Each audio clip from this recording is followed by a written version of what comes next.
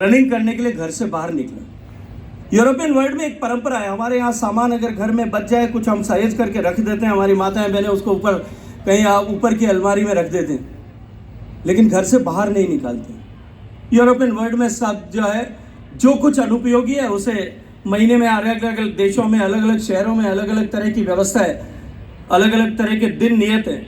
उस दिन घर के बाहर एक टेबल पर करीने से सजा करके वो बाहर रख देते हैं। आपने नया टेलीविज़न खरीद लिया, एलईडी खरीद लिया, आपने अपना पुराना टेलीविज़न बाहर रख दिया, आपने कंप्यूटर नया खरीद लिया है, न्यू जनरेशन का मशीन खरीद लिया, पुरानी को आप बाहर रख देते हैं with a placard that any gentleman can pick up.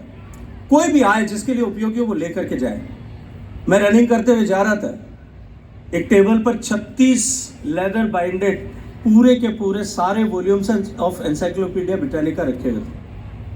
मेरे पाँव वहाँ ठहर गए, मैं एकाएक जैसे धरती पे चिपक गया हूँ। उसको देख करके मुझे अपना पुराना जो संकल्प था वो स्मरण हुआ। मैंने बहुत देर तक उसको देखा, लेकिन भारतीय मानसिकता कि हम किसी के यहाँ से उठा करके नहीं ला सकते, मैं नहीं लेकर के आया। मैं जब घर पहुँचा जहाँ मैं रह रहा था, संयोग से मेरी छोटी बहन वहाँ रहती थी। मैंने उनसे कहा कि आज मैंने ऐसा मुझे अनुभव हुआ, मैंने वहाँ एनसाइक्लोपीडिया ब्रिटानिका देखा और वो मेरे बहुत सालों से मन में था कि ये मुझे रखना चाहिए। उसने अपनी ड्रॉवर खोली और उसमें से मुझे एक कॉम्पैक्ट डिस्क निकाल करके दिया जिसमें पूरे 36 वॉल्यूम एनसाइक्लोपीडिया ब्रिटानिका के थे। ये जब मैं बात कर रहा हूँ तो मैं आज से 25 साल पुरानी बात कर रहा हूँ।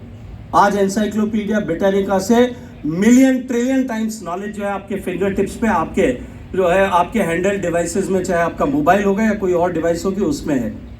आज ज्ञान को किसी भी वस्तु के बारे में जानकारी एकत्रित करने के लिए उसको स्मरण करने की आवश्यकता नहीं, आज उसको सिर्फ रेफर करने की आवश्यकता, उसको सिर्फ ढूंढने की आवश्यकता है। इसलिए दुनिया बदल रही है और उस बदलते हुए परिदृश्य में हमको अपने एजुकेशन सिस्टम को परिवर्तित करना था।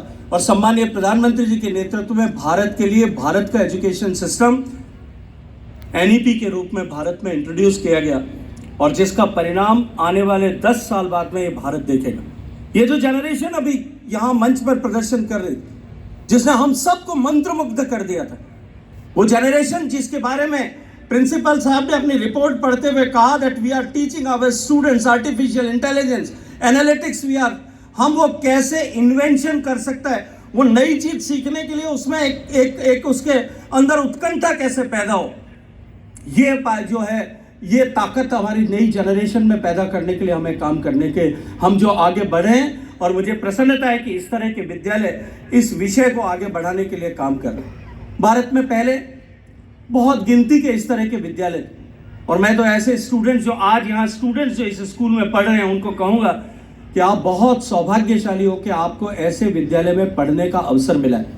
क्योंकि पीछे घूम करके देखिए, समाज में ऐसे बहुत सारे लोग होंगे जिनको शायद ये सौभाग्य नहीं मिला होगा, वो दिल्ली पब्लिक स्कूल में शायद पढ़ने का सौभाग्य नहीं प्राप्त कर सके होंगे।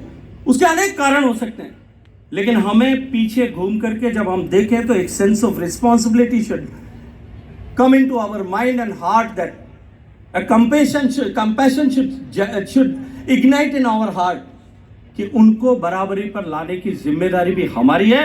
हमको उनको बराबरी पर लेकर के आना, उनके लिए काम करना है। मैं फिर कहूँगा, जो यहाँ सब लोग यहाँ उपस्थित हैं,